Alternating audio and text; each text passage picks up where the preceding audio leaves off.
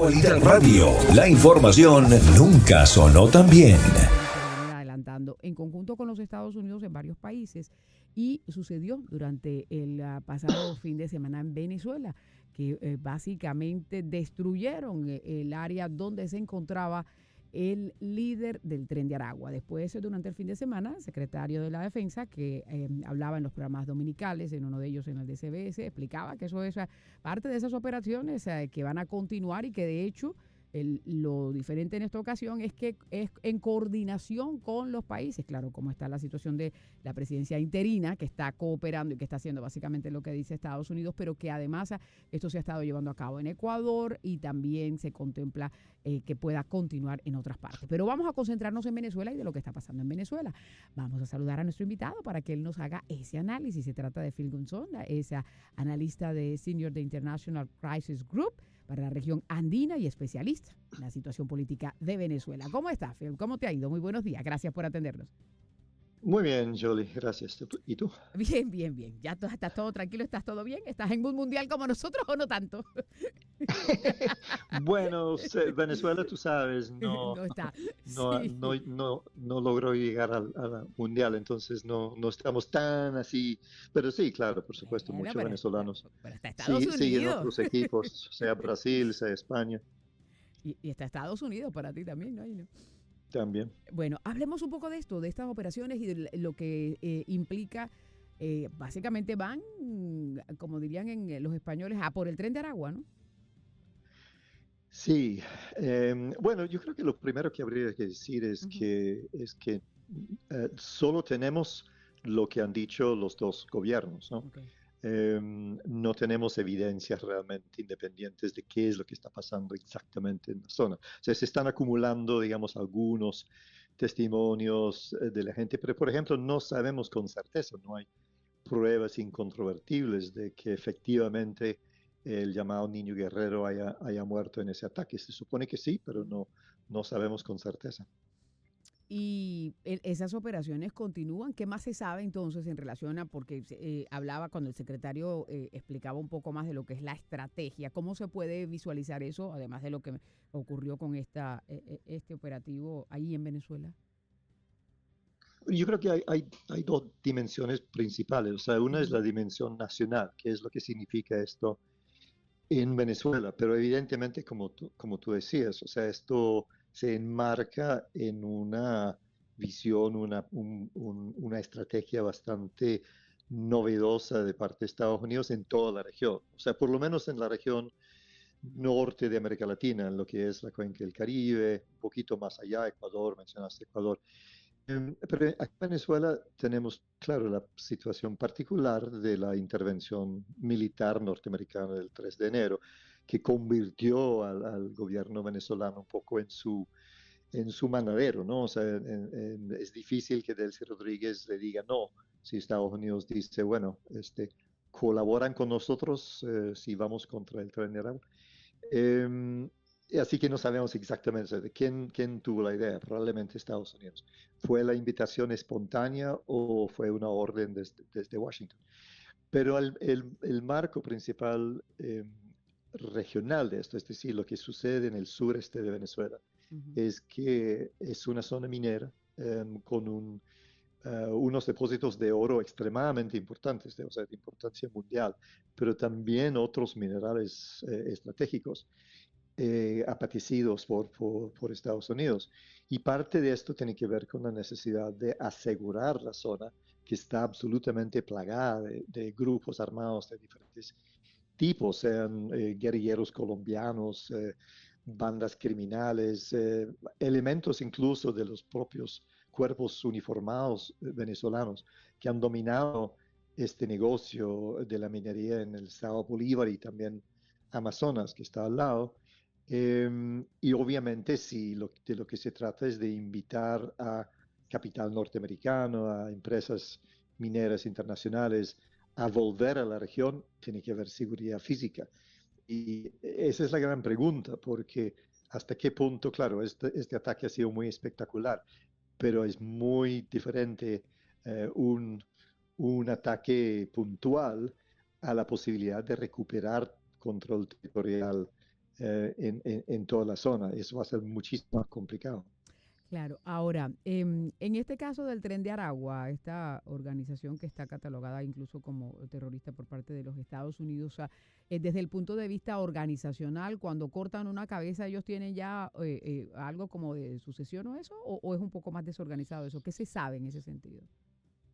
Bueno, sí, Estados Unidos lo clasifica como una organización terrorista, pero en realidad eso es quizás una ficción legal para justificar un poco las medidas que están tomando, porque en realidad lo tratan como si fuera una guerra. Lo que están haciendo contra grupos de la delincuencia organizada en la región, no solo en Venezuela, tiene como modelo, digamos, como antecedente lo que se llama la guerra global contra el terrorismo. Y en una guerra, por supuesto, a los combatientes se les mata, no se les lleva a juicio generalmente. Eh, Eso, bueno, eso tiene, o sea, podríamos hablar de qué tan efectivo puede ser eso como Ujú, estrategia contra los grupos criminales, pero en cuanto al Tren de Aragua en particular, no es tan jerárquica, ¿no? Tradicionalmente, en sus orígenes, esto empezó como eh, o creció por lo menos como una banda criminal basada en una cárcel venezolana y tenía tres líderes principales, de los cuales el llamado Niño Guerrero, Héctor Guerrero, fue uno de ellos. Otro muy importante, y quizás el más importante, fue un señor llamado Joan Petrica. Y Petrica, después de que el tren de Aragua se empieza a dispersar por el continente, se le cierra su base en la cárcel. También se refugian en la zona minera, o sea, hay una gran presencia, ha habido, por lo menos en los últimos años, una gran presencia del tren de Aragua en la zona minera, obviamente explotando esos recursos. Pero hay un gran manto de ignorancia realmente que cubre esto, porque obviamente tratándose de un grupo criminal que opera en la clandestinidad de alguna manera, no es fácil saber exactamente cuál es su estatus en la zona, ni quién, o sea, por ejemplo, si el señor Petrica sigue ahí, si él va a asumir el mando, qué va a pasar con el tren de Aragua, no se sabe. ahora, en el pasado, cuando estaba el régimen con Nicolás Maduro, se asociaba que el Tren de Aragua era parte también de lo que utilizaban ellos para amedrentar y para el sostenimiento dentro del poder, junto con los colectivos, ¿verdad? ¿Eso qué ha pasado con eso entonces, en esa categorización que había en el pasado?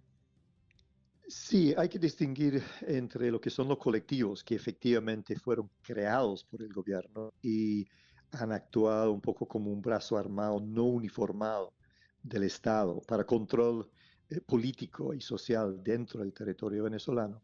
Y el Tren de Aragua, que nació y siguió creciendo como una banda criminal, que si bien es cierto, había un nivel de tolerancia, había elementos digamos, de conexión, de vínculos entre funcionarios del gobierno y algunos elementos del Tren de Aragua, no es algo que el gobierno haya creado. En ese sentido, lo que planteó el gobierno de Trump es un mito, o sea, es un invento. El Tren de Aragua no fue creado por Maduro para atacar a Estados Unidos, ni es un grupo terrorista. Eh, y obviamente también en la nueva circunstancia, estos grupos, sean guerrilleros colombianos, sean bandas criminales, incluso los propios colectivos, es más difícil que operen de la mano con el gobierno en la forma, digamos, tradicional que han hecho. O sea, los vínculos se han debilitado de alguna manera y quizás eso los deje en una situación más de mayor vulnerabilidad. Pero como digo, es un territorio en el estado Bolívar y más aún en el estado Amazonas Ujú. muy difícil, o sea, el terreno es difícil, es complicado sacar a estos grupos de ahí, y sobre todo en el caso de los guerrilleros colombianos. Este es un grupo, el ELN en particular, con muchísima experiencia de combate, con décadas de funcionamiento en Colombia, donde el gobierno de ahí, con unas fuerzas armadas muchísimo más profesionales, y experimentadas no han podido desalojarlo. Entonces, yo creo que lo tienen cuesta arriba aquí. Ujú.